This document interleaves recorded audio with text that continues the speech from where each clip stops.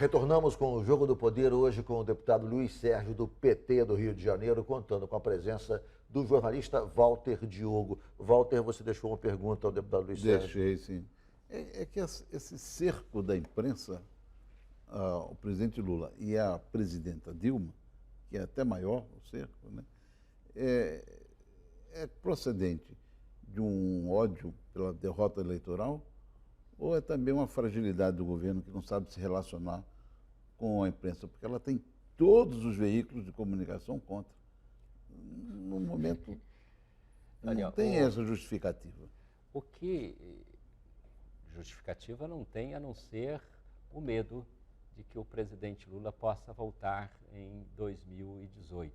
Então, no bojo disso que parece ser muita força e muita coragem, no fundo é fraqueza e covardia, porque nós estamos há um ano de uma eleição que a presidenta Dilma ganhou legitimamente. Nós precisamos lutar com todas as forças e todos os mecanismos para garantir o Estado democrático de direito, né? Ela foi eleita com o voto popular da maioria da população brasileira. Precisamos entender que a eleição para a presidência da República nós teremos em 2018. Né? Agora, o que acontece? Nesse um ano de inconformismo, qual foi a proposta que a oposição apresentou ao país? Nenhuma. Nenhuma, a não ser fazer uma disputa de baixo nível, uma disputa do quanto pior, melhor. Por quê? Porque a oposição efetivamente não tem proposta para esse país. E foi por isso que perdeu as eleições, porque era muito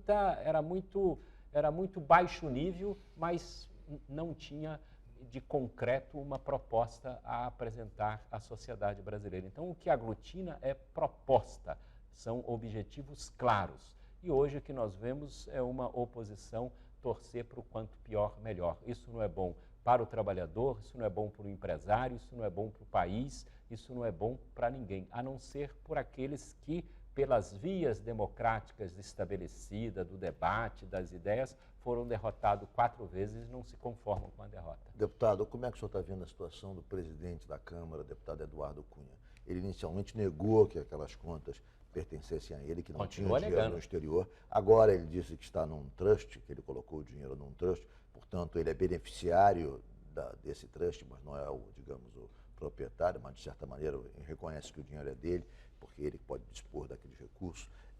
Como é que o senhor vê a situação política dele nesse momento? O senhor acha que ele, tem condições de continuar presidindo a Câmara? O senhor acha que, por exemplo, não há uma certa paralisia nos trabalhos por conta da situação do deputado Eduardo Cunha? Olha, primeiro é uma situação muito difícil. Né?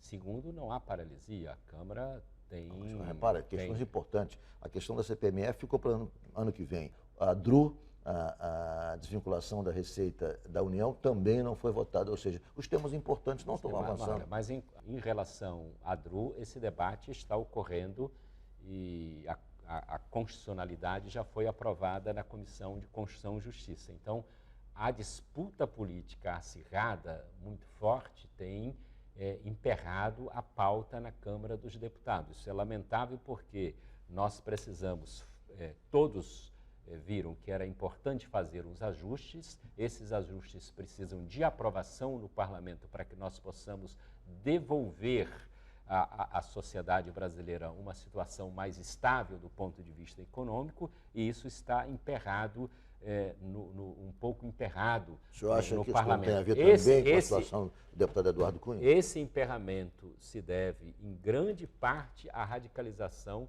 que nós encontramos na sociedade, na rua, nos meios de comunicação, em todos os setores, de um inconformismo com o resultado da eleição. Isso se agrava com um presidente que hoje precisa se concentrar em grande parte em fazer a sua defesa e não se ater única e exclusivamente à pauta do Parlamento. Né?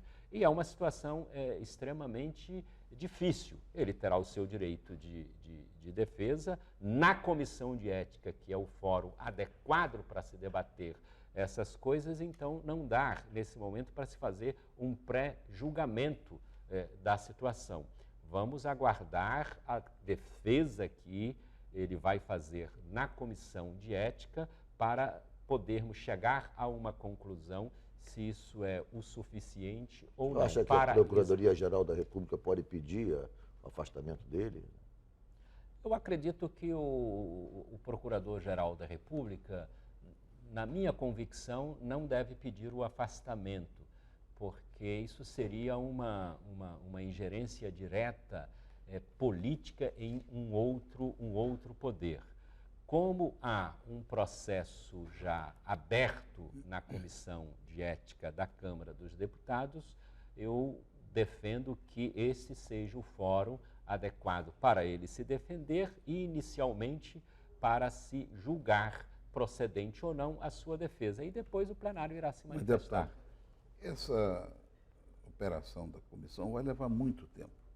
Eu queria até que o senhor fizesse uma estimativa. Quanto tempo o deputado vai ter que ficar no cargo para ser afastado ou não? Agora, tem alguns temas, por exemplo, repatriação. Fica complicado você discutir repatriação se o presidente da Câmara está lá enrolado com dinheiro na Suíça, que é dele, que é da mulher dele, que ele não é o dono, ele só usa. Né? É uma coisa ótima, né, Ricardo? Você poder usar 35 milhões de dólares sem ser dono. Alguém botou na sua conta. Isso é muito bom. Né? Vamos lá. Isso é um presente dos deuses. Nós estamos a 2 minutos, pois não. Não é tão bom assim, porque quem está nessa situação está bem enrolado. Não vamos aqui fazer uma propaganda daquilo que não é eticamente correto. Segundo lugar, o processo na comissão de ética, ele não é rápido porque o processo não é rápido em lugar nenhum. Né?